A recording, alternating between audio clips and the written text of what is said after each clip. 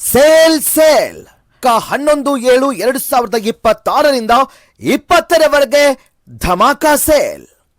Shantinath wholesale ಬಜಾರ್ ಕಣ್ಣೂರು ಬಟ್ಟೆ ಅಂಗಡಿಯಲ್ಲಿ ಭಾರಿ ಧಮಾಕಾ ಸೇಲ್.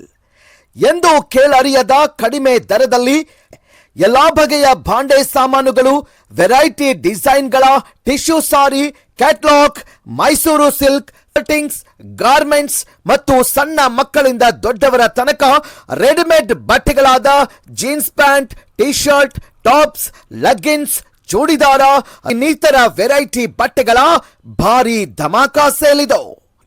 ಹೆಚ್ಚಿನ ಮಾಹಿತಿಗಾಗಿ ಸಂಪರ್ಕಿಸಿ 9972524089 9446510008.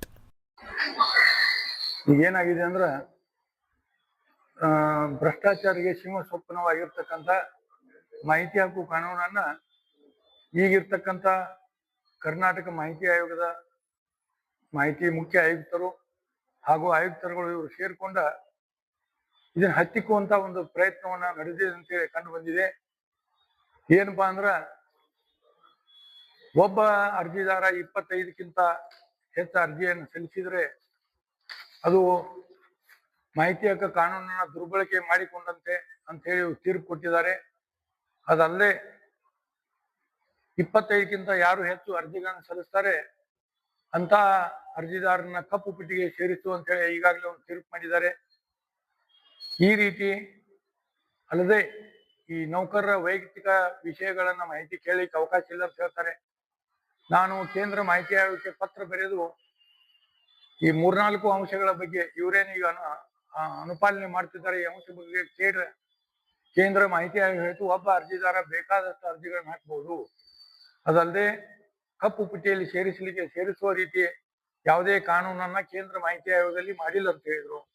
ಅದಲ್ಲದೆ ಸರ್ಕಾರಿ ನೌಕರರ ದಾಖಲೆಗಳು ಪಾರದರ್ಶಕವಾಗಿರ್ಬೇಕು.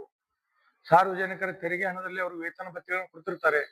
ಅದಲ್ಲದೆ ಸರ್ಕಾರಿ ನೌಕರರು ಸೇವೆಗೆ ಸೇರುವ ಮುನ್ನ ನಕಲಿ ದಾಖಲೆಗಳನ್ನು ಕೊಟ್ಟು ಸೇರಿದ್ರೆ ಅದು ಮಾಹಿತಿ ಹಕ್ಕಿನಿಂದ ಬಹಿರಂಗ ಆಗ್ತಾ ಇದೆ. ಆದ್ರೆ ಈ ಆಯುಕ್ತರುಗಳು ಇವನ್ನೆಲ್ಲ ನಿಯಮಗಳನ್ನ ಗಾಳಿಗೆ ತೂರಿ ತಮ್ಮದೇ ಆದ ರೀತಿಯಲ್ಲೇ ಇವರು ಈ ಆಯೋಗದ ಕಾರ್ಯಕಲಾಪಗಳನ್ನ ನಡೆಸ್ತಾ ಇದ್ದಾರೆ.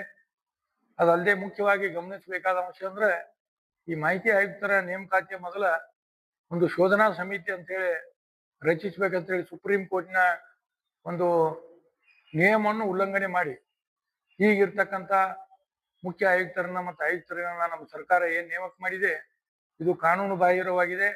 ಇದಲ್ಲದೆ ಈಗಾಗಲೇ ಈ ಕುರಿತು ಪ್ರಕರಣ ಮಾನ್ಯ ಉಚ್ಚ ನ್ಯಾಯಾಲಯದಲ್ಲಿ ನಡೀತಾ ಇದೆ.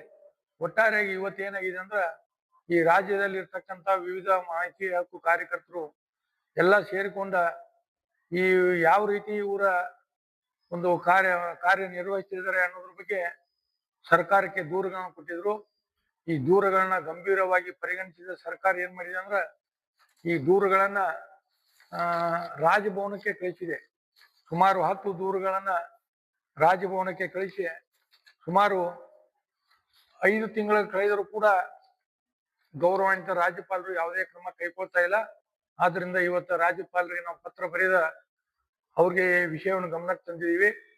ಈ ಭ್ರಷ್ಟರಿಗೆ ಸಿಂಹ ಸ್ವಪ್ನವಾಗಿರೋ ಮಾಹಿತಿ ಹಕ್ಕು ಕಾನೂನನ್ನ ಹತ್ತಿಕ್ಕುಳಿಯನ್ನು ಹೊರಟಿದಾರ ಮುಖ್ಯ ಆಯುಕ್ತರು ಮತ್ತು ಆಯುಕ್ತರುಗಳ ಮೇಲೆ ತಾವು ಕಾನೂನಾತ್ಮಕ ಕ್ರಮ ತೆಗೆದುಕೊಳ್ಳಬೇಕು. ಸರ್ಕಾರದಿಂದ ಪ್ರಸ್ತಾವನೆ ಬಂದಿದೆ ಅಂತ ಹೇಳಿ ಕ್ರಮ ಕೈಗೊಳ್ಳದೇ ಇದ್ದಲೇ ನಾವು ರಾಜಭವನದ ಅಧಿಕಾರಿಗಳನ್ನ ಮತ್ತು ಸರ್ಕಾರವನ್ನು ಹೊಣೆಗಾರರನ್ನಾಗಿ ಮಾಡಿ ಮತ್ತೆ ನ್ಯಾಯಾಲಯಕ್ಕೆ ಮೊರೆ ಹೋಗ್ಬೇಕಾಗದಂತ ಆ ಪತ್ರದಲ್ಲಿ ತಿಳಿಸಿದೀವಿ. ರಾಜ್ಯಪಾಲರಿಗೆ ಯಾಕೆ ಕಳಿಸಿದಾರಪ್ಪ ಅಂದ್ರೆ ಕೆಲವು ಮಹತ್ವದ ನಿರ್ಧಾರಗಳನ್ನ ಸಂವಿಧಾನಿಕ ಬಿಕ್ಕಟ್ಟು ಬರುವಂತಹ ನಿರ್ಧಾರಗಳ ಬಗ್ಗೆ ಸರ್ಕಾರ ಮಟ್ಟದಲ್ಲಿ ಕ್ರಮ ಕೈಗೊಳ್ಳಲಾಗುವುದಿಲ್ಲ. ಆದ್ರಿಂದ ಈ ಎಲ್ಲ ದೂರುಗಳನ್ನ ಕ್ರೋಢೀಕರಿಸಿ ಮುಖ್ಯ ಆಯುಕ್ತರು ಮತ್ತು ಆಯುಕ್ತರ ಮೇಲೆ ಕ್ರಮ ಕೈಗೊಳ್ಬೇಕಂತ ಹೇಳಿ ಸಂವಿಧಾನ ಪಾಲಕರಾದಂತಹ ರಾಜ್ಯಪಾಲರಿಗೆ ಸರ್ಕಾರ ತಿಳಿಸಿಕೊಟ್ಟಿದೆ. ರಾಜ್ಯಪಾಲರು ಕಾನೂನು ರೀತಿ ಕ್ರಮ ಕೈಗೊಳ್ಳಿದ್ರೆ ನಾವು ಕಾನೂನಾತ್ಮಕ ಹೋರಾಟ ಮಾಡ್ತೀವಿ ಅಂತ ಮಾಧ್ಯಮಗಳ ಮುಖಾಂತರ ಹೇಳಿ ಬಯಸ್ತಾ ಇದ್ದೀನಿ. ಭೀಮಪ್ಪ ಗಡಾದ್ ಮಾಹಿತಿ ಹಕ್ಕು ಕಾರ್ಯಕರ್ತ ಮೂಡಲ್ಗಿ.